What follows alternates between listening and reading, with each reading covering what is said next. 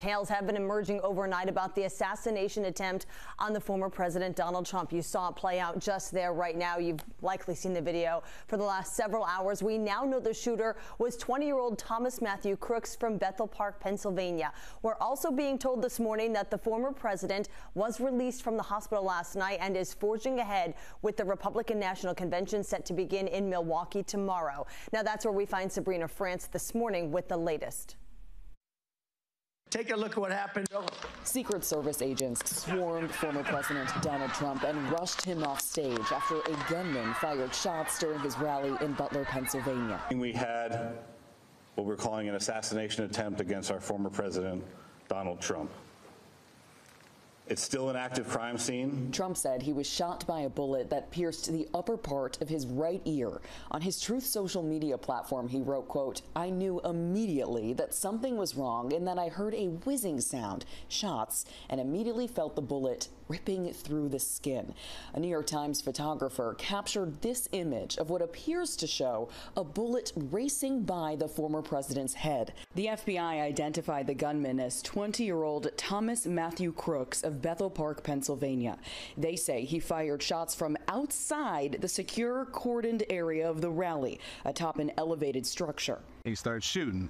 Bow, bow, bow, bow. About 4 to 5 shots rang out. Officials say the gunman was shot and killed by a member of the Secret Service counter-assault team.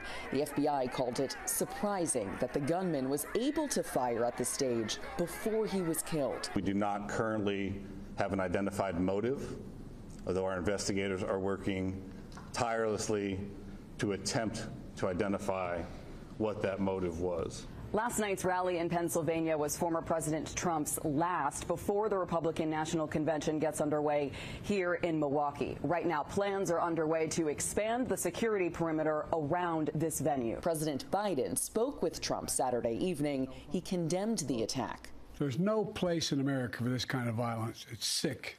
It's sick. It's one of the reasons why we have to unite this country. This is a tragic incident that occurred. We're not in a position to start second-guessing how or why or anything else at this point.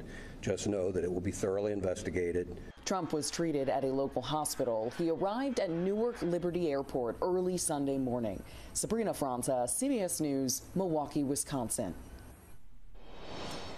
Now, in the wake of the shooting yesterday, we did speak with 12 News law enforcement analyst Stephen O'Donnell about what happened. He told us the response from Secret Service was immediate, calling it a, quote, huge success. However, he says this attempted assassination could change how future political events are held. All the people talking about it will be, the big buildings in the big cities. I think it'll change outdoor venues and rallies and things like that much differently. Not that they weren't paying attention to it. I certainly think they were because of the way they performed. But every time something happens, it's really important that all the agencies look at it. With the after action, I was going to look at the criminal piece of this. Is there another piece of this beyond the shooter that was neutralized? Is there a family member involved? There's a friend, cousin, wife, whatever it may be, they have to look at. They have to preserve evidence as a crime scene. That's what the FBI's responsibility is in conjunction with the Secret Service. He went on to say that this was a, quote, good case scenario for why Secret Service properly trained. Rhode Island Representative Seth Magaziner spoke with 12 News last night as well after this news broke. He, along with every other member of both the Rhode Island and Massachusetts delegations, condemned the acts that played out yesterday.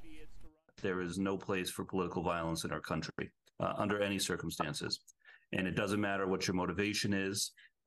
If you think that you are serving your cause by committing an act of violence, you are not. This is not how we settle our differences in America, and we need to condemn it in the strongest terms. And 12 News also heard from our political analyst, Joe Fleming, about how yesterday's incident could impact how the candidates campaign going forward. Former President Trump and President Biden, I think you're going to see a lot more security. I think it's going to be a lot harder for them to go in the crowds. The Secret Service would rather have them stay away as much as possible. But I think both candidates will want to be out with the voters. They're not going to hide because of this. They're going to keep going with their campaigns.